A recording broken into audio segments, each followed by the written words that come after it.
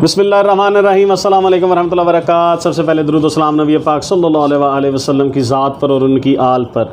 नाज़रीन, मेरा जो आज का सेशन है जस्टिस एंड इक्वालिटी की सीरीज़ में वो ये है कि ये आज़ादी मार्च जो ख़वातीन का स्पेशल एक स्लोगन बना हुआ है, जो इस वक्त एक अजीब सा रंग पकड़ गया है, एक अजीब सा सिनेरियो क्रिएट हो गया है हर तरफ। उसके हवाले से आज मेरे पास जो मेरे मेहमान मौजूद हैं उनका मैं आपके साथ इंट्रोडक्शन करवा देता हूँ। सबसे पहले अफजाल ख़ान एडवोकेट, जो कि हमारे साथ मौजूद होते हैं, आपकी मुलाकात होती रहती है।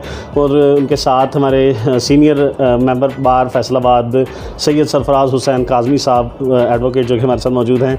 और आज हमें ज्वाइन किया है स्पेशली असदुल्ला राना साहब ने, एडवोकेट साहब ने, जो कि हमारी बार के सीनियर मेंबर हैं। और यहाँ हमारे साथ एजुकेशन से ताल्लुक़ रखने वाले नईम साहब, मोहम्मद नईम साहब भी हमारे साथ मौजूद हैं। और सबसे स्पेशल बात वो ये है कि जो टॉपिक इस वक्त हमारा जो चल रहा है, उस टॉपिक को लेकर आज हमें हमारी बहन ने एडवोकेट आमना मलिक साहबा ने हमें ज्वाइन किया है। तो आज उसके साथ हमने यहाँ पर एक थिंकर और एक फ़िलासफ़र भी हमने यहाँ पर हायर किए हैं, जो कि असदुल्ला ख़ान साहब भी हमारे साथ मौजूद हैं। इंशाअल्लाह ताला आज जो बात होगी वो इंशाअल्लाह ताला इस चीज़ पर होगी कि जो मैटर, जो मामला चल रहे हैं, जो ख़वातीन के राइट्स में हैं, ख़वातीन के हक़ में बातें हैं या उनके अगेंस्ट हैं, या ये जो स्लोगन बनाकर सड़कों पर निकल आना ये सही है या गलत है, ये बातें आज आपके साथ होंगी। हमारे साथ रहिएगा और मेरे इस चैनल को लाइक कीजिएगा, सब्सक्राइब कीजिएगा। खान साहब, जिस तरह से मेरे शो का आगाज़ हमेशा से अल्हम्दुलिल्लाह आप ही से उसकी ओपनिंग होती है, आज भी मैं आपसे ही इस बारे में क्वेश्चन करना चाहूँगा कि मुझे ये बताइए कि ये जो सड़कों पर बिलबोर्ड लेकर खड़े हो जाना, जो होते हैं वो क्या कहते हैं उसको, बैनर्स वगैरह लेकर या पोस्टर्स लेकर चले जाना, बेहुदा किस्म के अल्फाज और उनका चुनाव करना, आप इसको किस तरह से देखते हैं बीइंग एन एडवोकेट और being an normal person of Pakistan, normal citizen of Pakistan? आप प्लीज़ अपनी इस सोच का हमारे सामने ज़रा उसका रखिए क्लास। औज़ु बिल्लाहि मिनश्शैतानिर्रजीम, बिस्मिल्लाहिर्रहमानिर्रहीम। आज आपने हमारे कानून के टॉपिक से हटकर एक बहुत ही बर्निंग इशू को छेड़ा है जी, जिस पर हम अपने बहुत ही कुछ दायरा इख्तियार में रहते हुए कुछ बातें बयान करेंगे। तो इसमें कुछ ऐसी बातें भी आएंगी, शायद कुछ हमारे व्यूअर्स वो थोड़ा सा हमसे इख्तिलाफ भी करें और हो सकता है कि कुछ लोग हर्ट भी हों, लेकिन ये एक अमानत है। हम अपनी ओपिनियन नहायत दयानतदारी से बाइज्ड हुए बगैर वो पेश करेंगे। आज जो आपने ये मौजू छेड़ा है, ये दरअसल एक तसलसल है, क्योंकि मैंने आज से बहुत अरसा पहले इंग्लैंड में एक टीवी शो पर एक ख़ातून आई थी। इसका पस मंज़र ये है, ये एक चेन है जो चलती जा रही है। तो ख़ास तौर पर चूँकि दुनिया में इस वक्त दो ही आइडियोलॉजीज़ हैं, एक दीन इस्लाम है और बाकी दीगर, राइट। तो गाहे बगाहे वो अगर कोई नॉन मुस्लिम या नॉन बिलीवर कोई ऐसी बात करे, कोई वेस्टर्न खातून या शख्स कोई बात करे, तो उसको उस सोसाइटी का हिस्सा जाना जाता है जी। लेकिन हमारे जो बाज़ औक़ात कोई ख़वातीन, जिन्हें हम ये कह सकते हैं कि इंडियन या पाकिस्तानी नजाद मुसलमान लेडीज़, वो जब जाती हैं और हमारे अहबाब भी जाते हैं, तो बहुत से लोग उनमें ऐसे होते हैं कि जो अपनी रवायात को बरकरार रखते हैं जी। लेकिन कुछ गुमराह लोग जो होते हैं वो भटक भी जाते हैं और फिर कुछ वेस्टेड इंटरेस्ट भी होते हैं। इस तरह वो गाहे बगाहे दरअसल वो दीन इस्लाम पर और एक इस्लामी मुआशरे पर हिट करते हैं हमारे लोगों के ज़रिए, राइट। आपको अच्छी तरह याद होगा कि एक मलून, जिसका नाम भी लेते हुए शर्म आती है कि वो अपने आप को रुश्दी कह रहा था, सलमान रुश्दी जी। उसने सैटनिक वर्सेस के नाम से एक किताब लिखी थी, जिसमें कोई इल्मी बात होती तो और बात थी, सरीहन जिन्होंने दशनाम तराजी की थी हमारे अहबाब, हमारे अकाबरीन पर जी। तो उस पर फिर आयतुल्लाह ख़मीनी अलैह रहमत ने उनके ख़िलाफ़ बाकायदा फतवा जारी किया था कि ये वाजिबुल कत्ल है। और उसके बाद तमाम तर हमायत के बावजूद अमेरिका, यूरोप, वो कभी किसी शख्स ने मंजर आम पर नहीं देखा। उस मर्द हक ने उनके बारे में जो फतवा दिया था आज भी बरकरार है, आज भी वो नज़र आ जाएगा, उसको छोड़ेंगे। उसी का तसलसल फिर एक ज़रीना रमज़ान एक औरत आई थी, उसने इंग्लैंड के टीवी पर इंटरव्यू दिया था। उसने सबसे पहले उसकी कुछ ऐसी काबिल एतराज़ फिल्में कोई आई थी, तो कंपेयर ने उसको हाईलाइट करने के लिए, तो जब इससे पूछा तो उसने सबसे पहले ये लफ्ज़ यूज़ किया था, मेरी बॉडी भी मेरी है, ज़िंदगी भी मेरी है, इसलिए मर्ज़ी भी मेरी है, मैं अपनी मर्ज़ी से जो चाहूँ। उस गुमराह सोसाइटी में तो ये बात चल सकती थी, लेकिन वही चीज़ आहिस्ता आहिस्ता ट्रैवल करते करते अब हमारे माशरे में भी आ गई है। तो ज़्यादातर ख़वातीन जो हैं अल्लाह के फजल व करम से आज भी पाकिस्तानी ख़वातीन दुनिया भर की दीगर और ख़ास मुसलमान ख़वातीन में भी आपने देखा होगा कि अरब कंट्रीज़ ले लें, वहाँ पर सवाए कुछ इलाकों के छोड़कर जो लेबनान है, दुबई है, इस किस्म के कंट्रीज़ में मुसलमान औरतें नहायत ही बेपर्दा लिबास और बेहुदा ज़िंदगी गुजारती।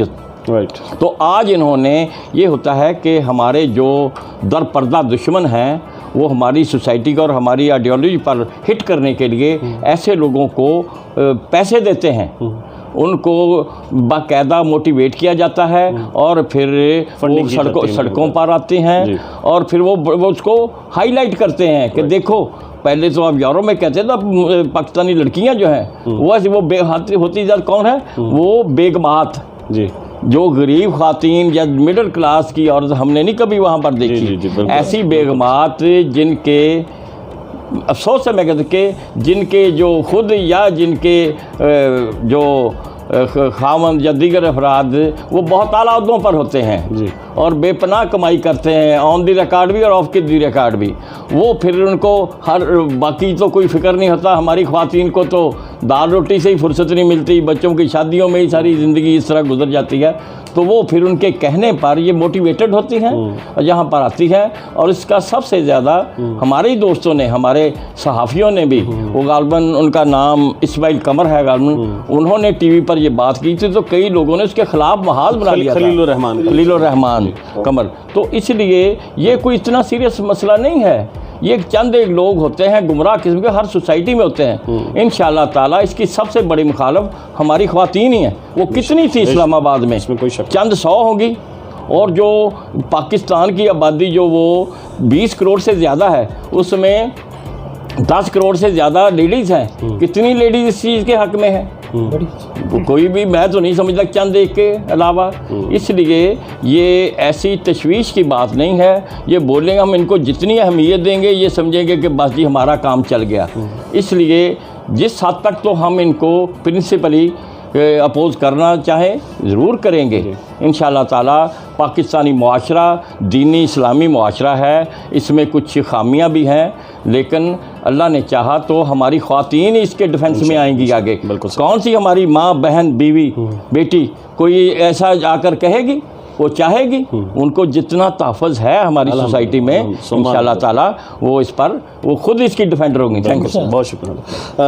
अपना शाह साहब सैयद सरफराज हुसैन काज़मी साहब मेरे प्यारे सीनियर हैं, आपसे भी मैं यही बात करना चाहता हूँ कि आप इस चीज़ को कैसे देखते हैं, क्या समझते हैं कि हमारे माशरे में इस चीज़ की इजाज़त है या क्या हमारा माशरा ऐसा है?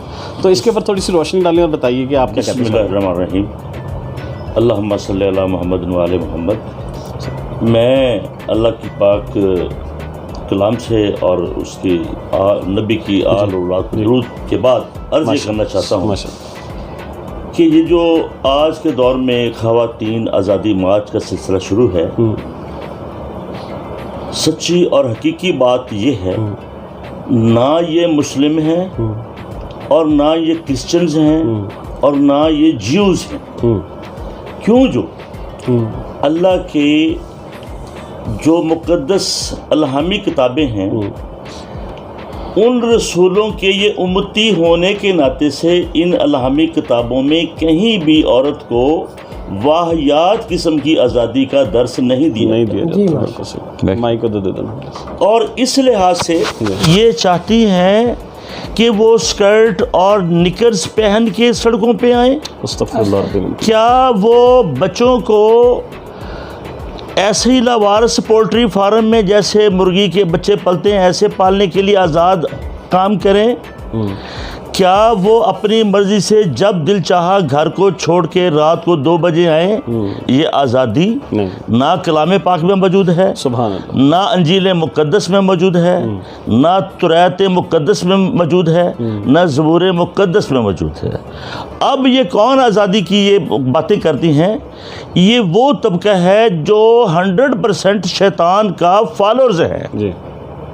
और शैतान अंजील मुक़द्दस के मुताबिक उनको भड़काता नहीं है। ज़बूर में भी शैतान को दूर रखा गया है, सही। कलाम पाक जो है उसमें भी शैतान को दूर रखा गया है। तो हम लिहाजा इसको कंडेम करते हैं। ये आज़ादी जो मांगती हैं ये 100% अल्लाह की प्यारे रसूलों की जो तबलीगात हैं, तालीमात हैं, उसके ख़िलाफ़ जा रही हैं और शैतान की ख्वाहिशात को पूरा करने के लिए 100% मुसलमानों की जो कम्युनिटी ख़वातीन हैं उनको शैतानियत के पीछे लगा रही हैं पैसे के ज़ोर पे। लिहाजा मैं इसको 100% कंडेम करता हूँ।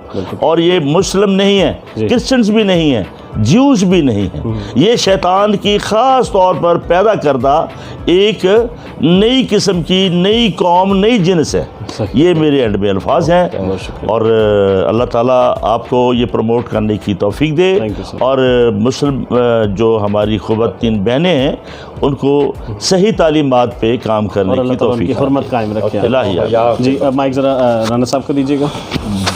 सबसे पहले जैसे कि मैंने एक जो टॉपिक है अपने एक्सपर्ट्स के सामने, अपने सीनियर्स के सामने रखा, आप भी मेरे सीनियर हैं, फैसलाबाद बार से आपका ताल्लुक़ है।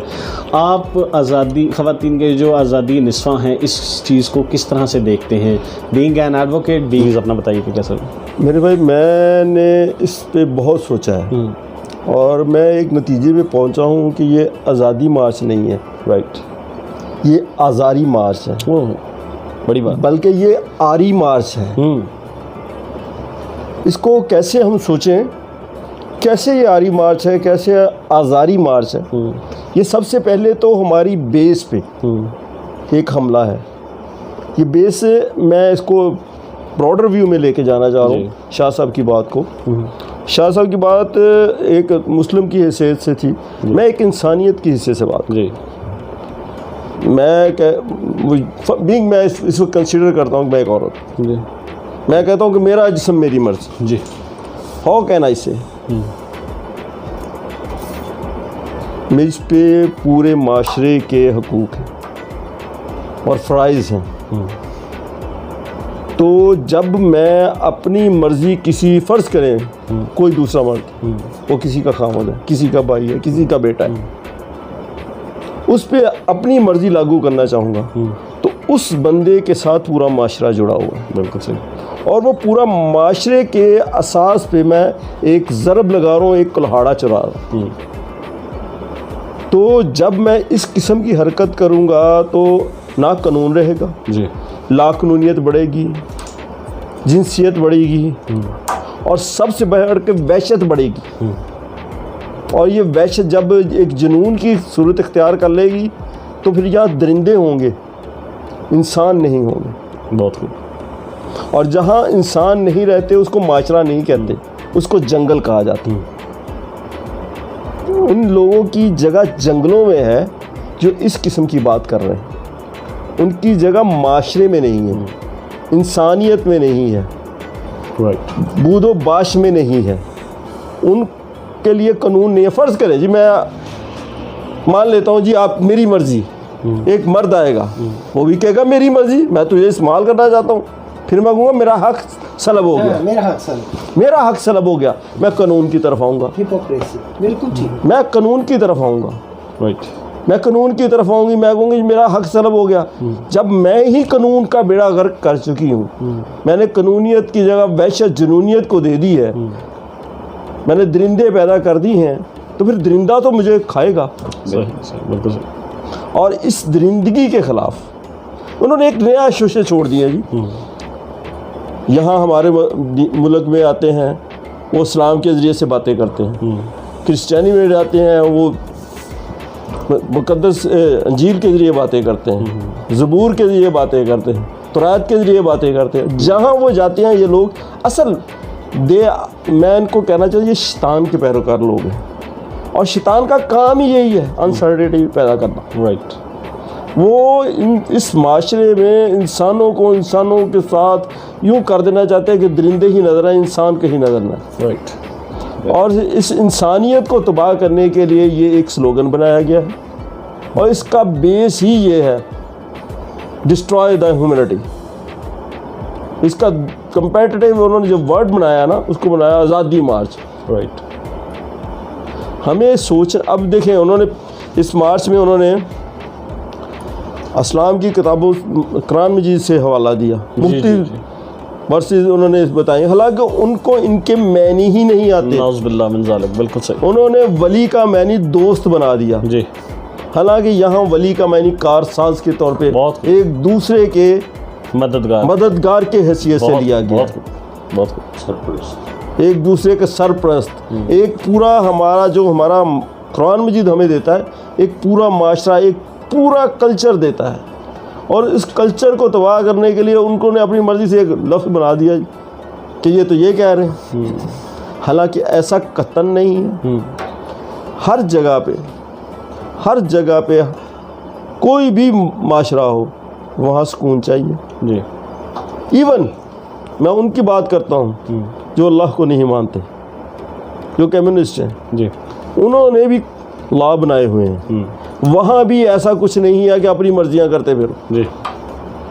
और जब तक कानून रहेगा, जब तक कानून की इजारादारी रहेगी, ऐसे लोग कभी भी पनप नहीं सकेंगे। बिल्कुल ठीक फरमा। और इन लोगों की ये खाम ख्याली है कि हम एक पैसे दे के, हम किसी तरीके से जिनसी तरीके से अपनी तरफ राग़िब करके, या किसी तरीके से जो ये हमारे यंग्स हैं इनको इस तरफ लेके आएंगे। हर इंसान के अंदर ना एक और इंसान है, जी। उसका नाम है ज़मीर। बहुत खूब, बड़ी बात। वो ज़मीर ही बंदे को बता देता मैं कहाँ गलत हूँ और कहाँ से। सबसे पहला फैसला उसके अंदर से, उसके अंदर के, और जो पहली इनर कॉल आती है ना, वही असल डिसीजन होता है। राइट। और हर इंसान जो ज़िंदा है, मैं ज़िंदा उसको कहता हूँ जिसका दिल ज़िंदा है। बहुत खूब। जिसका दिल ज़िंदा है ना, वो कॉल यहाँ से आएगी आपको। ठीक। वो कॉल जब आपको बताएगी यार ये गलत है, आपको दूसरे के पास जाने की ज़रूरत नहीं पड़ेगी। राइट। और मेरे ख्याल में कि मुझे एज लॉयर मैं देख रहा हूँ कि इस माशरे में अनसर्टिनिटी क्रिएट करने के लिए लोग आए हैं जी। और इनको बिल्कुल मैं शाह साहब की बात को डू करूँगा कि उनको पैसे दिए जा रहे हैं, इनको जिस भी तरीके से प्रमोट करना चाह रहा है, फीड किया मकसद के लिए जो। और मैं एक और बात यहाँ करना चाहूँगा, शायद आप लोगों के इल्म में हो, जी। हमारे टीवी ड्रामों में भी बाज़ ऐसे टॉपिक छेड़ दिए जाते हैं और बाकायदा उसकी इतनी ज़्यादा उन आर्टिस्ट को इतना ज़्यादा पे किया जा रहा है उस एक टॉपिक के लिए। मैं इसकी मिसाल एक ड्रामा दूंगा, उड़ान, जी, जिसमें वो बच्ची का इशू था। जी जी जी बिल्कुल। उसके में उन जो आर्टिस्ट हैं उनको इतना पे किया गया है ना कि जिसकी कोई इंतहा नहीं। सही। और ये हमारे कल्चर को, हमारे माशरे को बदनाम करने के लिए होता है। बिल्कुल ठीक। और ये वो ही लोग हैं कि अपने मुख्तलिफ एंगल से, मुख्तलिफ तरीक़ों से हमें लेट डाउन करना चाहते हैं। बिल्कुल सही। और इंशाअल्लाह मैं किसी और मोहब्बत के एक कानून के ज़रिए से, जी, जो मेरे नज़दीक दीन है, राइट, मोहब्बत ही दीन है। बहुत खूब, बहुत बहुत खूब। हम इस मोहब्बत के कानून के ज़रिए से इन नफ़रत फैलाने वालों को, शैतान के पैरोकारों को ये मोहब्बत के ज़रिए पैगाम देना चाहते हैं कि मोहब्बत ही जीती है। बहुत खूब, बहुत खूब। Thank you so much. Ananna साहब ने बड़ा अपना कीमती टाइम दिया। माइक सर, मैं उधर आ रहा हूँ।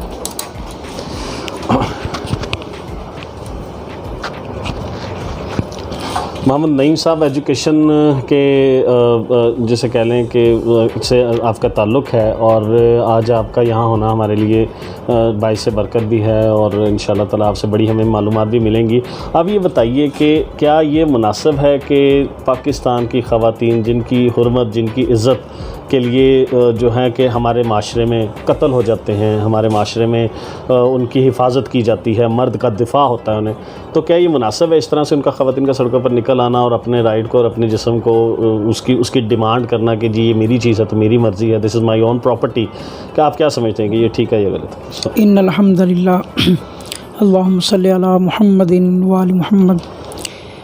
अल्लाह रब्बुल इज़्ज़त की पाक ज़ात ने इंसान को पैदा किया और उसने इंसान को बचपन से लेकर वफ़ात तक सारा निज़ाम जो है वो कुरान पाक के ज़रिए दिया। सही। औरतों में जब नबी अकरम सल्लल्लाहु अलैहि वसल्लम मबूस हुए तो उससे पहले औरतों को ज़िंदा दरगोर कर दिया जाता था और उनकी इज़्ज़त बिल्कुल नहीं की जाती। इस्लाम ने खूबसूरत तरीन ज़ाब्ता दिया जी। और औरत को जितनी इज़्ज़त इस्लाम ने दी है, मेरा ख्याल है कि किसी भी जगह में उनको इज़्ज़त नहीं मिली। बिल्कुल। सबसे मेन चीज़ है कि ये जी घरदारी ये सबसे बड़ी इज़्ज़त है कि उनको कुछ नहीं सोचना पड़ता, कुछ नहीं करना पड़ता। खामन जो है वो इनके खाने पीने का, रहने सहने का, ओढ़ने का, लिबास का, सारे का बंदोबस्त खामन के ज़िम्मे और उसके ज़िम्मे कुछ नहीं है सिवाय खिदमत के। बिल्कुल सही। अगर आप कोई भी खातून ये समझे कि वो खाने का बंदोबस्त मैंने करना है, कमाई का ज़रिया मैं उसकी इज़्ज़त जाती है, आती नहीं है। बिल्कुल ठीक।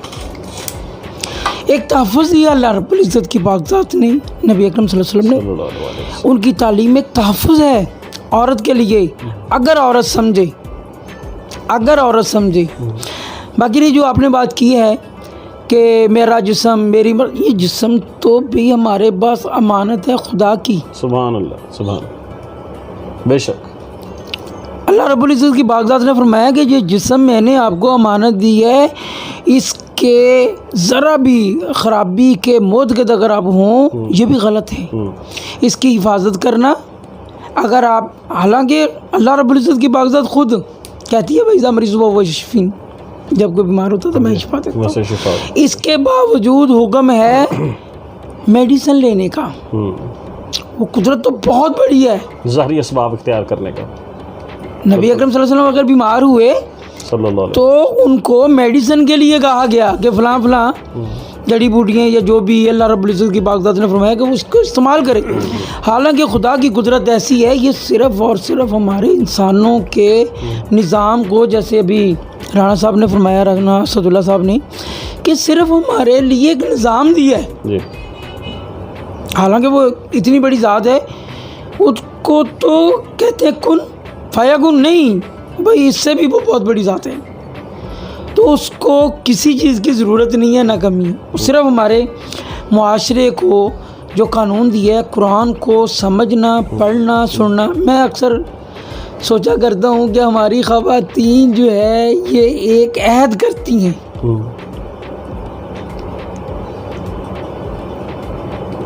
हाँ साहब, हमारी ख़वातीन एक अहद करती हैं। मौलवी साहब जब निकाह करते हैं तो क्या कहते हैं कि आपको मैं फ़लाँ के निकाह में दे रहा हूँ। उस वक्त कहती हैं ठीक है जी, मैं इसको कबूल करती हूँ। ओ भाई, ये कौन सी कबूलियत है? ठीक 2-4-10 दिन के बाद वो कहना नहीं मानते। मैं कहता हूँ कि ये अल्लाह रब्बुल इज़्ज़त की पाक ज़ात ने इतना आसान और इतना प्यारा कानून हमें दे दिया है कि सबसे ज़्यादा इज़्ज़त इसी में है कि हम खुदा और उसके कानून को मानें और नबी अकरम सल्लल्लाहु अलैहि वसल्लम की सुन्नत। Thank you so much. बहुत बोलने के लिए तो बहुत कुछ है, लेकिन चूँकि बहुत कुछ सुन की कमी भी है, इस वजह से बहुत कुछ सुन चुके हैं हम। जी, हमारी बहन थैंक यू आमना मलिक साहबा को माइक आप। जी मैडम आपसे क्वेश्चन मैं सबसे पहले तो आपका शुक्रिया अदा करता हूँ कि आपने हमें ज्वाइन किया, हमारी बहन हैं आप, और अल्हम्दुलिल्लाह मैं आपकी वसातत से ये पैगाम भी देना चाहता हूँ अपने व्यूवर्स को कि ख़वातीन जो पाकिस्तान की असल ख़वातीन हैं वो हरगिज़ भी इस चीज़ को ना तो पसंद करती हैं और ना ही इस तरह का कोई अपना राइट क्लेम करती हैं। हाँ, जो राइट वो क्लेम करना चाहती हैं या होना चाहिए, जो हमारे माशरे में जो मामलात हैं, जो लूप होल्स हैं, वो अपनी जगह पर हैं। उसके हवाले से मैडम जो है हम बात करेंगे। सबसे पहले तो मैं आपका शुक्रिया अदा करती हूँ कि आपने मुझे प्रोग्राम में मदद किया और मुझे अपने व्यूज़ को शेयर करने का मौका दिया। ख़वातीन राइट्स मार्च में जो आज मेरी बहनें हैं वो सड़कों पे निकल रही हैं, जिन राइट्स की डिमांड कर रही हैं वो राइट्स नहीं हैं। सबसे पहले उनको ये जानने की ज़रूरत है कि राइट्स असल में है क्या। जहाँ पे राइट्स का आगाज़ होता है वहाँ पे फ़्राइज़ भी आते हैं। राइट्स और फ़्राइज़ का चोली दामन का साथ है। लेकिन मुझे किसी राइट्स की ज़रूरत नहीं है। ख़वातीन को हकूक़ तो उसी दिन मिल गए थे जिस दिन कुरान पाक की सूरत निसा नाज़िल हुई थी। लेकिन आज ख़वातीन को जो आगाही की ज़रूरत है वो ये है जानने की कि असल में राइट्स क्या हैं। राइट्स हैं, इस्लाम ने जो औरत को राइट्स दिए हैं बेसिक, वो हैं शादी में इंतखाब करने की पार्टनर लाइफ की, वो भी एक लिमिट में रहते हुए। इंजेक्शन ऑफ इस्लाम, खुदा ताला ने जो कुरान पाक में जो सूरत निसा में अहकामात दिए हैं उनको मद्देनज़र रखते हुए वो अपने पार्टनर को इंतखाब कर सकती हैं। और दूसरा जो है वो एजुकेशन के राइट्स दिए हैं कि वो मर्दों के मुकाबल जो है वो तलीम हासिल कर सकती हैं। तो इस थर्ड जो हैं वो प्रॉपर्टी के राइट्स हैं। हालांकि हमारे माशरे में बदकिस्मती से ऐसी ख़वातीन हैं जिनको उनके शेयर से जो इस्लाम ने दिया है उनसे महरूम किया जा रहा है। हालांकि अगर वो चाहती हैं कि मुझे प्रॉपर्टी में राइट दिए जाएं तो उनको ये कह के जो है वो इंटेंशनली डिप्राइव किया जा रहा है कि तुमने अगर अपना हिस्सा लोगी तुमने अपने चेहरे पे कालक मलनी है। जो शख्स ये कह रहा है कि वो सूरत कुरान पाक की सूरत और निसा की आयात को जो है वो जुटला रहा है, तो मेरी बस ये रिक्वेस्ट है कि ख़वातीन को चाहिए कि वो ये जाने कि असल में राइट्स है क्या। ये जो निकल के कह रही हैं मुझे इस ड्रेसिंग करने में जो है वो मेरी मर्ज़ी होनी चाहिए या मुझे खाने में या पकाने में, ये कोई राइट्स नहीं है। जहाँ पे राइट्स हैं वहाँ पे फ़्राइज़ भी हैं। और दीन इस्लाम ने जो औरत को तहफ़्फ़ुज़ दिया है उससे बढ़ के कोई नहीं है। किसी भी मुमालिक में इतना तहफ़्फ़ुज़ नहीं दिया गया जितना औरत को दिया गया है। बस मेरी आज से यही रिक्वेस्ट है। थैंक यू सो मच, बहुत शुक्रिया जी। असद साहब आपका बहुत शुक्रिया कि आप तशरीफ़ लेकर आए और मैं खुश हूँ, मुझे बड़ी इस बात की खुशी है कि हमारे दरमियान आज लॉयर्स हज़रात भी और एजुकेशन के महकमे से ताल्लुक़ रखने वाले और उसके साथ फिर आज आप जैसे थिंकर और फ़िलासफ़र भी मौजूद हैं। आप से मेरा आगाज़ में ही एक ही क्वेश्चन है, आपने उसी को कंक्लूड करना है। गुजारिश ये कि आपने इसको शॉर्ट टाइम में रखना है क्योंकि माशाल्लाह मैं जानता हूँ आपके बारे में कि जब आप इसके ऊपर लेक्चर डिलीवर करना शुरू करेंगे तो वो तो फिर घंटों के घंटे गुजर जाएंगे, लेकिन आपने इसको कूज़े में बंद करना है। तो मुझे सिर्फ ये बताइए कि बेसिकली आज़ादी निस्फ़ा है क्या, बस इसी में। Thank you. सुब्हानका ला इल्मा लना इल्ला मा अल्लमतना इन्नका अंतल अलीमुल हकीम। सलामुन अलल मुरसलीन व आलिहि तय्यबीन। फ़अऊज़ु बिल्लाहिस समीइल अलीम मिनश शैतानिर लईनिर रजीम। बिस्मिल्लाहिर रहमानिर रहीम। चलें, आपने बेड़ियाँ डाल के रक्स करने का जो हुक्म दिया है, कोशिश करते हैं कि उसको फॉलो किया जा सके। हम थोड़ा सा इतने सीनियर और हमारे इतने मोहतरम असातिज़ा यहाँ पे मौजूद हैं और इनकी गुफ्तगू के बाद तो यही दिल करता है कि इसको जज़ब करने पे इक्तफ़ा किया जाए, लेकिन मैं थोड़ा सा हक़ शागिर्दी अदा करने की जो है वो कोशिश करता हूँ कि अपने इन्हीं बुज़ुर्गों की बात को थोड़ा सा हम जी certain dimensions जो थोड़ा सा एक्सप्लोर होती हैं। हमारे जो ऑडियंस हैं वो ये सारे सवाल सुन रहे होंगे और ओबियसली हम ये चाहते हैं कि उनमें से किसी के भी ज़हन में ये बात ना हो कि ये सब हम नवा हैं, हम आवाज़ हैं, यकसां हैं और किसी एक ही एजेंडा को लेके सब एक सी बात कर रहे हैं और हाँ में हाँ मिला रहे हैं, तो ये तो कोई बात ना हुई। बिल्कुल सही। ठीक है ना जी। There are lot of cross arguments. आपने जो आज़ादी, मैं आज़ादी को लेके चलूँगा, चलें यूँ करते हैं, किसी भी चीज़ को वैल्यूएट करने के लिए 5 W's आपको चाहिए होते हैं। ठीक है ना जी। What, why, how and when and where. क्या, क्यों, कैसे, कब और कहाँ। तो अगर आप इनको एक्सप्लोर कर लें, मेरे मुखातब पर्टिकुलर हमारे ये सीनियर से ज़्यादा वो अवाम है जो अब इन नारों को, आज़ादी नस्वा को सब जान रहे हैं। मैं उसे डिफ़ाइन नहीं करूँगा। इस तहरीक पे हमारे सीनियर लॉयर सर अफजाल ने रोशनी डाल दी है कि ये एक चेन है, चलता चला आ रहा है, एक एजेंडा है, सब जान रहे हैं। अब ये क्या है, ये क्यों है, कैसे है। हमारे वो यंगस्टर्स, मैं being a teacher, being a lecturer, being a thinker, चलें एज वाइज सीनियर, कुछ तहसील इल्म की सादत हासिल हुई है, असातिज़ा की सोबत हासिल हुई है, परवरदिगार की अनायत, तफक्कुर और तदब्बर के बाद ये बात समझ कि वो तमाम मुझे सबसे ज़्यादा हमेशा कंसर्न रहता है कि जो हमारे यंगस्टर हैं वो हाईजैक ना हो जाए, किडनैप ना हो जाए, बिट्रे ना हो जाए, डाइवर्ट ना हो जाए, क्योंकि यहाँ तो हर कोई अपने ताई इल्म फैला रहा है और ज़ाहिर है पॉजिटिव है या नेगेटिव सारा इल्म है। हम ये भी नहीं कहेंगे कि फ़लाँ चीज़ तो इल्म में दाखिल ही नहीं है। भाई इल्म तो हर तरह का ही है। धोखा खुद एक इल्म है, दजल खुद एक इल्म है, फ़रेब देना एक आर्ट है, कमाल कर दें, ये भी सारा ही इल्म है।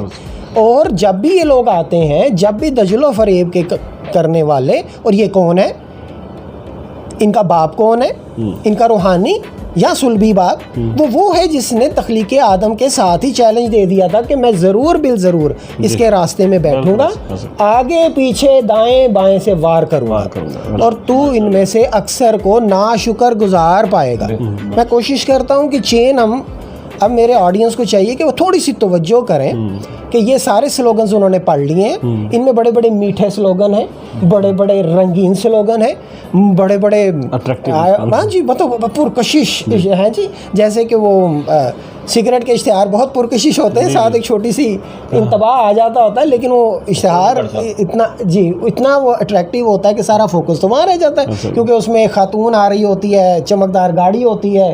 वो सिगरेट तो मतलब अच्छे, मतलब एक 5 रुपए का होता है, गाड़ी जो है वो 1 करोड़ की नीचे होती है। तो वो शायद स्मोकर वो समझता है कि ये सिगरेट पीऊँगा तो यही गाड़ी भी मुझे मिल जाएगी। इसी तरह से इन नारों के पीछे भी ऐसा है कि मुझे पता नहीं, लफ्ज़ आज़ादी मिल जाएगी। भाई किस चीज़ से आज़ादी, क्या, क्यों, कैसे भी आज़ादी है क्या, ये क्यों होती है, क्यों मांगी जा रही है, ये कैसे होनी चाहिए, ये कब कब होनी चाहिए और कहाँ कहाँ होनी चाहिए। क्या बात। ये बात समझ, अगर मेरे ऑडियंस, मेरे यंगस्टर्स जो वो मुझे पता है मुतासिर हैं, देख रहे हैं कि यार कोई तो रीज़न है, हर चीज़ के मुहर्रिकात होते हैं। आप कहेंगे यार ये ख़वातीन आ गई हैं बाहर तो कुछ तो होगा, बिल्कुल हम एग्री करते हैं कुछ होगा। मैं कोशिश करता हूँ कि इन दोनों बातों को हम पैरेलल लेके इस बात को तसल्ली कर दें कि इसमें से स्याह सफ़ेद का इंतखाब भी हम ऑडियंस पे छोड़ देते हैं। क्या है आज़ादी, क्या है? ओके सर, मैं दीन की अभी बात नहीं करूँगा, कुरान की बात नहीं करूँगा, हदीस पैगम्बरान की बात नहीं करूँगा, इसलिए कि ये मैं ही कह देता हूँ कि बहुत सारे लोग वो इसको डिनाई करते हैं। वो कहेंगे जी हम तो इसको कबूल ही नहीं करते। जब आप हम कबूल ही नहीं करते तो आप हमसे मनवा कैसे सकते? बिल्कुल ऐसे। हम तो इस लीग का हिस्सा ही नहीं है, हम तो अपने एजेंडे पे आए हैं। ओके सर, हम उन्हें देते हैं यूनिवर्सल एजेंडा। यूनिवर्सल एजेंडा, आप इंसान हैं, 2 पाँव पे चलने वाली मखलूक हैं, इंसान कहलाते हैं। तालीम है, एक पीछे से तमद्दन है, आपका इर्तिका है, आप पैदा हुए, आप चल रहे हैं, कॉमन सेंस पे चले जाइए। बिल्कुल सही। एग्री, मैं ये नहीं कहूँगा मेरे से एग्री कीजिए, सुनते जाइए। अब इंसान आया, ख़ानदान आया, इंसान ने घर बनाया। जब आप इसको मानवियत पे लेते हैं तो उस घर को हम कहते हैं होम। जब फिज़िकली लेते हैं किसी टाउन में तो हम उसे कहते हैं हाउस। एक होम और एक हाउस, इन दो को पैरेलल लेता हूँ। अभी आपको माशरे में आज़ादी, मैं आज़ादी के लफ्ज़ को लेके चल रहा हूँ, ये बात ज़रा मलहूज़ रहे। आपने एक हाउस डिज़ाइन किया और उसमें एक बेडरूम है, एक ड्राइंग रूम है, एक किचन रूम है, एक डाइनिंग रूम है, वॉशरूम है, टॉयलेट रूम है, रेस्ट रूम है, गेस्ट रूम है, and other rooms are there, right. किसी कुरान में नहीं लिखा, किसी अल्लाह ताला ने नहीं कहा। आपको अगर इतना कुरान अजीब लग रहा है, आप अल्लाह ताला के अहकामात नहीं मानना चाहते, कोई बात नहीं, ज़रा बाहर आके देखिए जो गुफ्तगू। अब ये जो फ्रेम है, घर आप नहीं बनाया, आप मुल्हिद हैं, ओके। आप कोई कानून नहीं मानना चाहते, ओके। राना साहब ने खूबसूरत बात की थी, कानून तो हर जगह पे है and you have to follow that. अब कानून क्या कहता है कि बेडरूम में सोया जाए।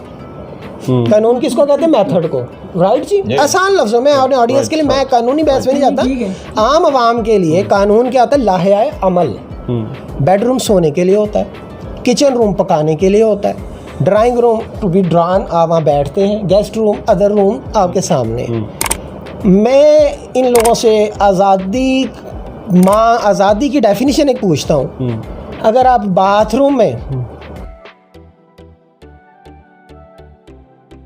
और रफ़ा हाजत आसान लफ्ज़ों में बेडरूम में कर दें तो इसको क्या गिना जाएगा? ए मॉडर्न दौर के लोगों, तुम तब भी कहोगे कि आपको मैनर्स नहीं है।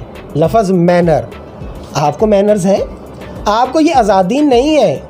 उस घर के बीच में जहाँ पे बाथरूम आपको दे दिया, वो बाथरूम आपको मिल गया है, ये आपकी आज़ादी है, आपको फैसिलिटेट किया गया है। आप कभी भी बाउंड्रीज तोड़ के आज़ादी नहीं मांग सकते। बिल्कुल। ये मैंने सिर्फ अभी एक टाइम को मद्देनज़र घर के सिर्फ एक स्ट्रक्चर की बात की है। अब घर में एक और स्ट्रक्चर है, मैंने हाउस कहा था, अब होम को लेते हैं। होम बनता है फैमिली से। फैमिली में एक बाप है, एक माँ है, बच्चे हैं, बच्चों में औलाद है, बहन है, भाई है। आप जो आज़ादी मांग रहे हैं वो माँ को माँ नहीं रहने देगी, बाप को बाप नहीं रहने देगी, बहन को बहन नहीं रहने देगी, भाई को भाई नहीं रहने। आप तो सिंगल लाइन एजेंडे पे जा रहे हैं कि मैं सारी ये दीवारें मलियामेट कर दूं। जैसे घर की सारी दीवारें गिरा करके वो घर नहीं रहता, वो क्या बनेगा? पंजाबी में भी कई लफ्ज़ हैं, देसी भी हैं, इंग्लिश में कहने की ज़रूरत नहीं है। तो क्या बन जाएगा? वो एक कबाड़ खाना होगा, वो एक बर्बाद खाना होगा।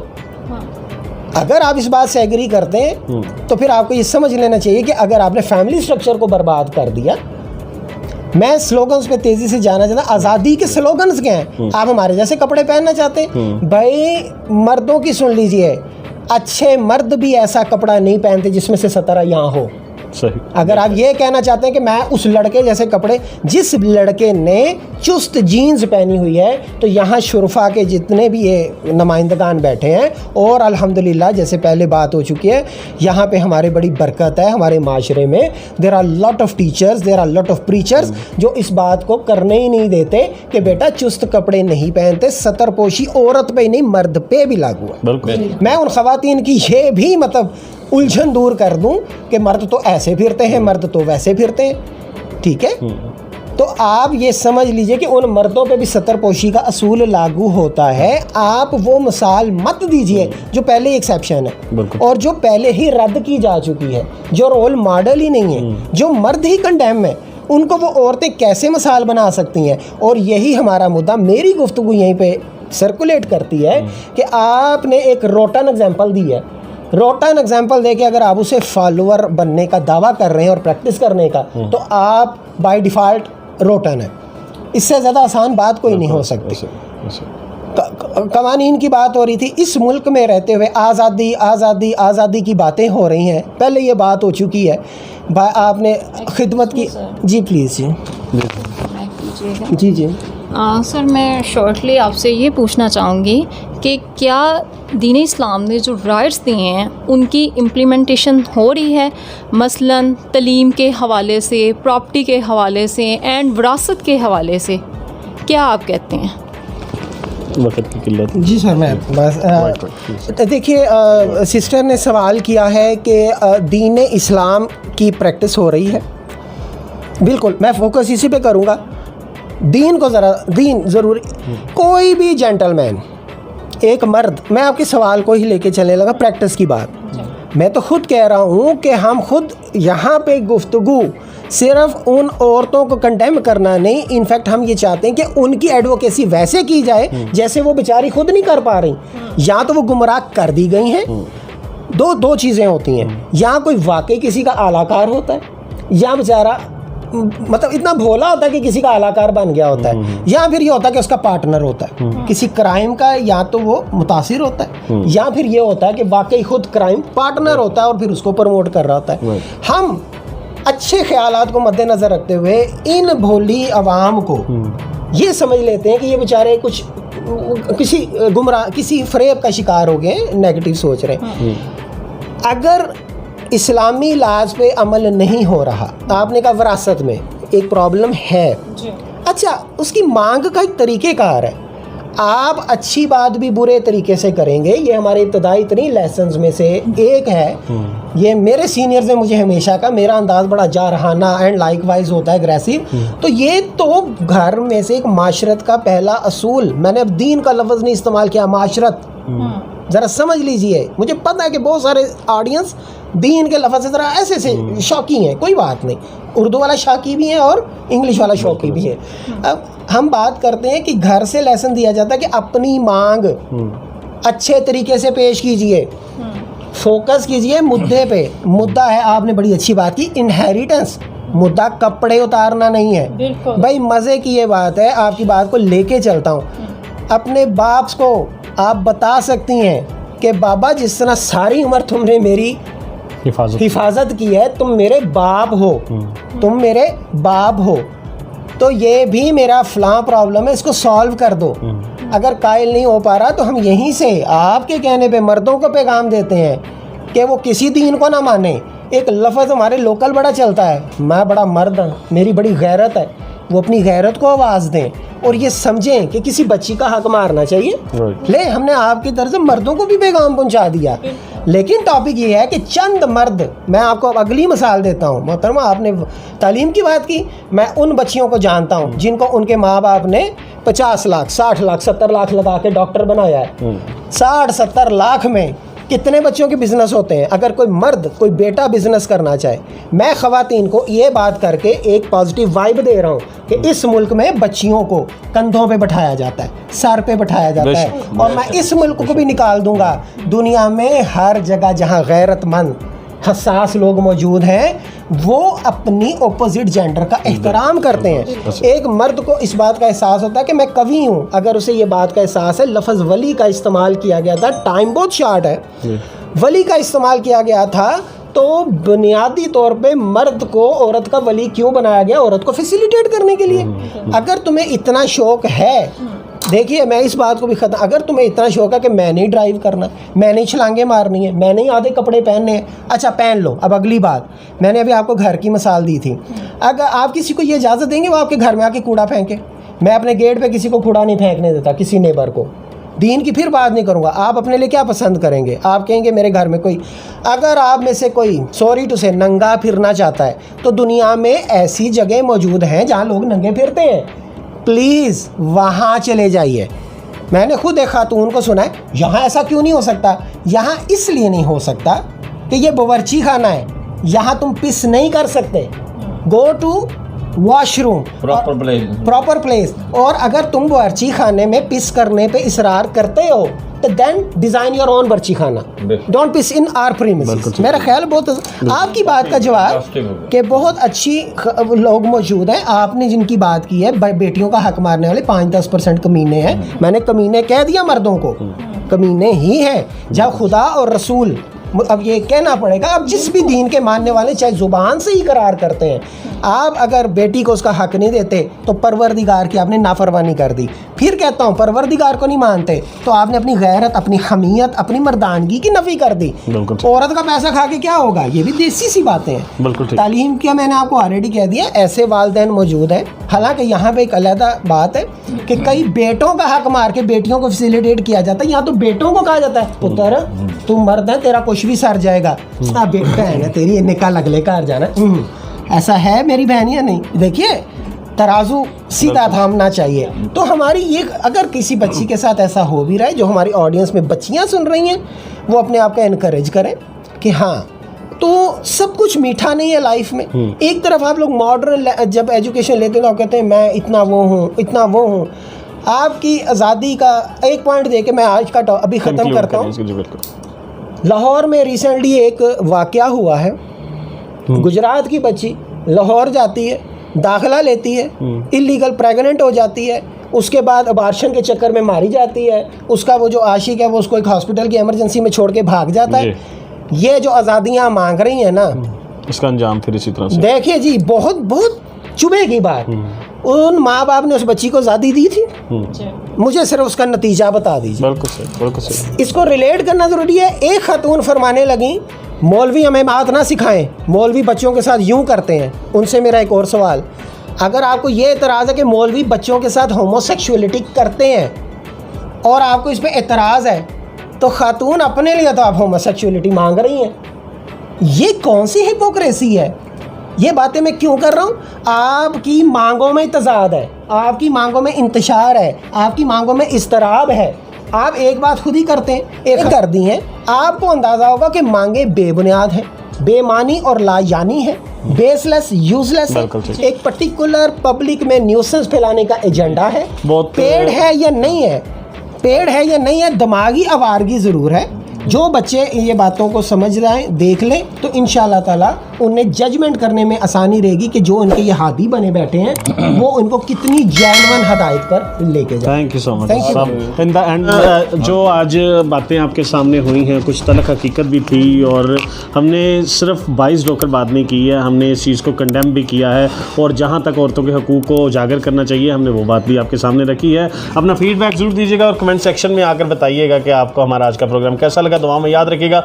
अपने होस्ट, अपने दोस्त एडवोकेट उमैर खान को अस्सलाम वालेकुम वरहमतुल्लाहि वबरकातुहू। Thank you.